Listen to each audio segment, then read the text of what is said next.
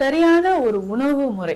ஏன்னா சித்த மருத்துவத்துல சித்தர்கள் சொன்ன வழிமுறை என்னன்னு பார்த்தீங்கன்னா, உணவே மருந்து.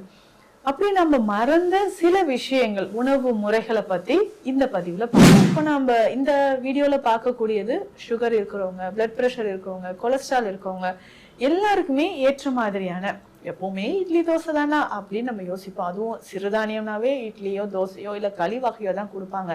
டிஃப்ரெண்டா ஏதாவது நம்ம டேஸ்டியா சாப்பிட்ற மாதிரி இருக்கான நிறைய விஷயங்கள் இருக்கு.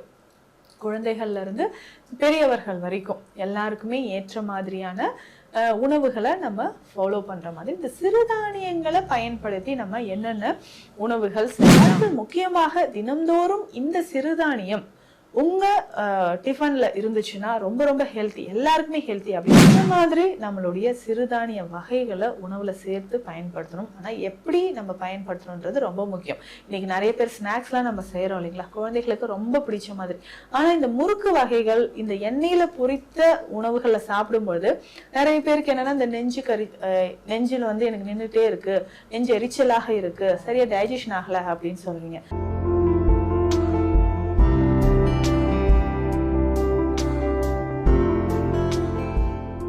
வணக்கம், நான் டாக்டர் நித்யா, சித்தா பிசிஷியன். சரியான ஒரு உணவு முறை.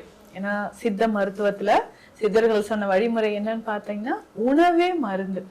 அப்படி நம்ம மறந்த சில விஷயங்கள், உணவு முறைகளை பத்தி இந்த பதிவுல பார்க்கலாம்.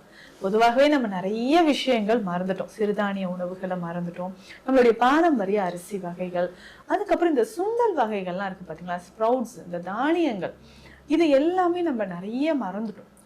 இப்போ எல்லாமே சில கிராமங்கள்ல அது எல்லாமே கிடைக்குது.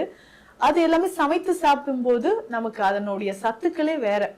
அப்படி இருக்கும்போது காலையில ஹெல்த்தியா நம்ம சாப்பிடக்கூடிய பிரேக்ஃபாஸ்ட் என்னென்ன சாப்பிடலாம். இப்போ நம்ம இந்த வீடியோல பார்க்கக்கூடியது சுகர் இருக்கிறவங்க, பிளட் பிரஷர் இருக்கிறவங்க, கொலஸ்ட்ரால் இருக்கவங்க எல்லாருக்குமே ஏற்ற மாதிரியான, எப்பவுமே இட்லி தோசை தானா அப்படின்னு நம்ம யோசிப்போம். அதுவும் சிறுதானியம்னாவே இட்லியோ தோசையோ இல்ல களி வகையோ தான் கொடுப்பாங்க. டிஃப்ரெண்டா ஏதாவது நம்ம டேஸ்டியா சாப்பிட்ற மாதிரி இருக்கான நிறைய விஷயங்கள் இருக்கு. குழந்தைகள்ல இருந்து பெரியவர்கள் வரைக்கும் எல்லாருக்குமே ஏற்ற மாதிரியான உணவுகளை நம்ம ஃபாலோ பண்ற மாதிரி இந்த சிறுதானியங்களை பயன்படுத்தி நம்ம என்னென்ன உணவுகள் செய்யலாம். பொதுவாகவே இட்லி நம்ம எல்லாருக்குமே பிடிச்சது. காலையில ஈஸியா அந்த இட்லி வகைகளை நம்ம சாப்பிடும்போது அது நல்லாவும் டைஜஷன் ஆகும். சுகர் பேஷண்ட்ஸ்க்குலாம் ஈஸியா, அதாவது ஆயில் கண்டென்ட் இல்லாம நம்ம எடுத்துக்கிறதுனால ஈஸியாகவும் நமக்கு டைஜஷன் ஆகுது. நார்மலா நம்ம இட்லிக்கு நீங்க மாவு ரெடி பண்ணும்போது இது எல்லாமே சேர்த்துக்கோங்க, இன்னும் நல்லா ஹெல்த்தியா டேஸ்டியாகவும் இருக்கும். இப்போ நார்மலா சிவப்பரிசி நம்ம பயன்படுத்தலாம். இதனுடைய கருப்பு உளுந்தும் வெந்தயமும் சேர்த்துக்கலாம். இல்லை இதனோட முழு கேழ்வரகு, தவறாம நீங்க இட்லி சேர்க்குறீங்கன்னா கேழ்வரகு மாவு மிக்ஸ் பண்ணி அப்படியே நம்ம வந்து இட்லியோ தோசையோ ரெடி பண்றோம். ஆனா மாவு அரைக்கும் போதே அந்த முழுசா இருக்கக்கூடிய ராகி கேழ்வரகை இதனோட ஊற வச்சு அரைச்சிருங்க. ஸோ அரைத்து அதை மாவாக நம்ம தோசையாகவோ இல்லை இட்லியாகவோ நம்ம செய்யும்போது இன்னும் கூடுதல் ஆரோக்கியம். ஃபர்ஸ்ட் டைம் நம்ம ட்ரை பண்ணும்போது டேஸ்ட் ஒரு மாதிரி இருக்கேன்னு யோசிக்கலாம். ஆனா தொடர்ந்து சாப்பிடும்போது சுகர் பேஷண்ட்ஸ்க்கு இது ரொம்ப ரொம்ப நல்லதா இருக்குங்க. அதே மாதிரி இதுலயே தோசையாகவும் நீங்க சாப்பிட்டுக்கலாம். அடுத்து முக்கியமாக தினம்தோறும் இந்த சிறுதானியம் உங்க டிஃபன்ல இருந்துச்சுன்னா ரொம்ப ரொம்ப ஹெல்த்தி, எல்லாருக்குமே ஹெல்த்தி அப்படின்னு சொன்னா பனிவரகு. இந்த பனிவரகு நார்மலா திணை சாமையோட கொஞ்சம் பெரியதாக இருக்கும். இதுல பொங்கல் செய்து நீங்க சாப்பிடும்போது அவ்வளவு ஆரோக்கியமானதாக இருக்குங்க.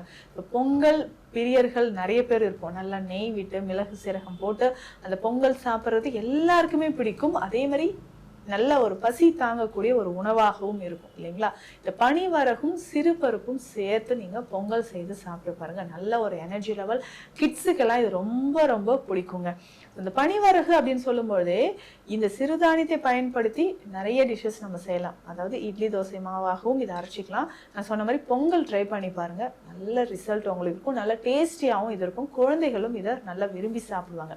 அதே மாதிரி இந்த பனிவரகை பொறுத்த வரைக்கும் வெஜிடபிள்ஸ் எல்லாம் போட்டு கொஞ்சம் முடியாம இருக்குது, எனக்கு டைஜஷன் பவர் கொஞ்சம் குறைவாக இருக்கு அப்படின்னு சொல்றவங்க இதை வெஜிடபிள்ஸ் எல்லாம் போட்டு கஞ்சி மாதிரி நீங்க சாப்பிடலாம். இந்த கஞ்சி மாதிரி சாப்பிடும்போது உடல்ல ஆற்றல் நமக்கு அதிகமாக இருக்கும், உடல்ல சத்துக்கள் நமக்கு அதிகமாக இருக்கும். ஸோ தொடர்ந்து இதை எல்லாமே நம்ம ரெகுலரா யூஸ் பண்ணிக்கிட்டே வரும்போது பனிவரகு தவறாமல் நம்ம பயன்படுத்திட்டு வரலாம். அடுத்ததாக இந்த குதிரைவாலி அப்படின்னு சொல்லக்கூடிய இந்த சிறுதானிய வகையுமே பொதுவாகவே நம்ம கஞ்சியாகவோ இல்ல சூப் மாதிரியோ நம்ம பயன்படுத்திட்டு வரலாம். அந்த மாதிரி ரெகுலரா நம்ம யூஸ் பண்ணிட்டு வரும்போது குதிரைவாலி ஆண்களுக்கு ரொம்ப சிறந்தது. பெரும்பாலும் பார்த்தோம்னா உடல் எடை நார்மலா இல்லாதவர்களுக்கும் உடல் எடை ரொம்ப அண்டர் வெயிட்ல இருக்கிறவங்களுக்கும் இதை நம்ம பயன்படுத்தலாம். இதுலயுமே முக்கியமாக பார்த்தோம்னா இந்த குதிரைவாலியை பயன்படுத்தி இதனோட நம்ம கொஞ்சம் பச்சரிசி, குதிரைவாலி, முருங்கை கீரை இருக்கு பார்த்தீங்களா, இதையும் சேர்த்து கஞ்சியாக நம்ம எடுத்துக்கலாம். அவ்வளவு நன்மை தரக்கூடியது. இல்லைங்க பச்சரிசி எனக்கு உடல்ல சேராது அப்படின்னு சொல்றவங்க சிவப்பரிசியோ இல்ல மாப்பிளை சம்பாவோ இதனோட சேர்த்து முருங்கைக்கீரை, மறக்காம முருங்கைக்கீரை சேர்த்துக்கோங்க. இதனோட சேர்த்து எடுக்கும்போது நம்ம உடல் பலம் பெறுது. அதிகமான உடல் பலம் பெறுவதற்கு இது நமக்கு பயன்படுது. குதிரைவாலி அவ்வளவு சத்துக்கள் நிறைந்தது. இதுவே நம்மளுடைய இந்த தானிய வகைகள்ல இந்த சுண்டல் வகைகள்ல எதெல்லாம் எடுக்கலாம், அதுவும் சர்க்கரை நோயாளிகள் நம்ம உடல் பலமாக இருப்பதற்கு இந்த சுண்டல் வகைகள்ல மறக்காம சர்க்கரை நோயாளிகளுக்கு நரிப்பயிறு ரொம்ப ரொம்ப சிறந்ததுங்க. அதே மாதிரி காராமணி, இந்த கருப்பு காராமணி, இது எல்லாமே நம்ம மறந்துட்டோம். இன்னுமே கிராமப்புறங்கள்ல நிறைய இடங்கள்ல கிடைக்கும். பட் எங்கேயாவது நம்ம சூப்பர் மார்க்கெட்லாம் பார்த்தா கூட இது என்னன்னு தெரியல, ஏதோ கருப்பா இருக்கேன்னு சொல்லிட்டு நம்ம விட்டுருவோம். ஆனா அதுலதான் அதிகமான சத்துக்கள் ஒளிந்திருக்கிறது அப்படின்னு சொல்லலாம். இந்த கருப்பு காராமணி, நரிப்பயிறு. நரிப்பயிறு அப்படின்னு சொல்றது இந்த சுண்டலாக நீங்க பயன்படுத்திட்டு வரும்பொழுது உடலுக்கு அதிகமான ஆற்றலை இது தரக்கூடியது. அப்போ இந்த நரிப்பயிறு தவறாமல் நீங்க ஃபாலோ பண்ணிக்கிட்டே வாங்க. நரிப்பயிறு சுண்டல் மாதிரி எடுத்துக்கலாம். இல்ல நம்ம இட்லி தோசையாக செய்யும் போதும் இதை நம்ம சேர்த்துக்கலாம்.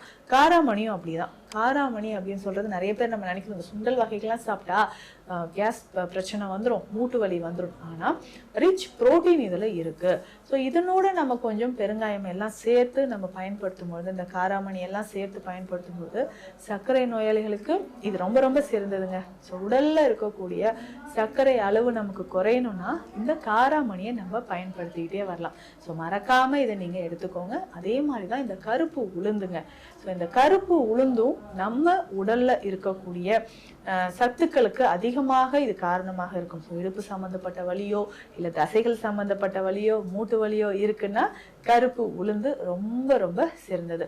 ஸோ இந்த மாதிரி நம்மளுடைய சிறுதானிய வகைகளை உணவுல சேர்த்து பயன்படுத்தணும். ஆனா எப்படி நம்ம பயன்படுத்தணுன்றது ரொம்ப முக்கியம். இன்னைக்கு நிறைய பேர் ஸ்நாக்ஸ்லாம் நம்ம செய்யறோம் இல்லைங்களா, குழந்தைகளுக்கு ரொம்ப பிடிச்ச மாதிரி.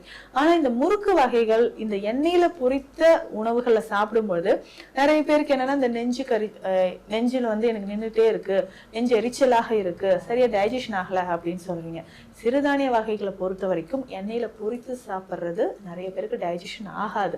அது சரியான முறையில நம்ம எடுக்கக்கூடியது அப்படின்னு பார்த்தோம்னா இட்லி தோசை மாதிரியோ இல்ல வேக வைத்து கஞ்சி மாதிரியோ இல்ல பொங்கல் மாதிரியோ இது நம்ம எடுத்துக்கலாம். ஸோ அந்த மாதிரி நம்ம பயன்படுத்தும் போது சிறுதானியங்களோட முழு பலன்களும் நமக்கு கிடைக்கும். முக்கியமாக குழந்தைகள்ல இருந்து பெரிய, ஏன்னா எனக்கு நிறைய பேருக்கு இந்த மாற்றம் அப்படின்றது வந்திருக்குங்க. டாக்டர் நான் இப்போ எல்லாமே உணவாக மாத்தி நான் எடுத்துக்கும் பொழுது எப்பவுமே நான் சிறுதானியமா தான் எடுத்துக்கிறேன் அப்படின்னு சொல்லிட்டு நிறைய மாற்றம் வந்திருக்கு. அப்போ அது யார் யாருக்கு என்னென்ன சிறுதானிய வகை சிறந்ததுன்றது தெரிஞ்சு நம்ம எடுக்கும்போது, சரியான முறையில எடுக்கும்போதும் அதனோட பலன்கள் நமக்கு முழுவதுமாக கிடைக்கும். ஸோ இந்த பதிவு உங்களுக்கு பயனுள்ளதா இருக்கும்னு நினைக்கிறேன். சித்த மருத்துவம் தொடர்பான மருத்துவ ஆலோசனைகளுக்கு ஸ்கிரீன்ல இருக்கிற நம்பருக்கு கான்டாக்ட் பண்ணுங்க. நன்றி.